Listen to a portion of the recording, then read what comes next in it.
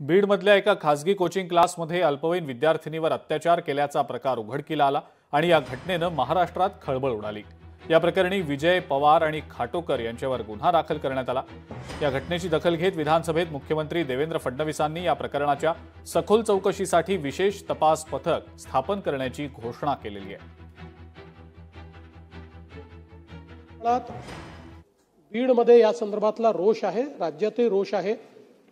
कारण या प्रकरणाची व्यक्ती अधिकची असू शकते अशा प्रकारची शंका बोलली जाते आणि याच्यामधली संवेदनशीलता ही लक्षात घेऊन आपण असा निर्णय केलेला आहे की वरिष्ठ दर्जाच्या IPS महिला अधिकारी यांच्या अध्यक्षतेखाली एक SIT आम्ही तयार करू आणि या SITच्या माध्यमातून या संपूर्ण जी काही गुन्हा आहे त्या गुन्ह्याची चौकशी करू।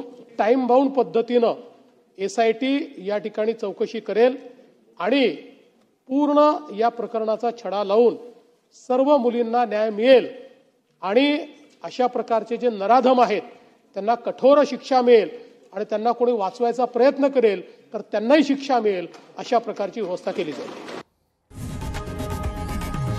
लोकशाही मराठी ऐका, पहा, जागरूक रहा।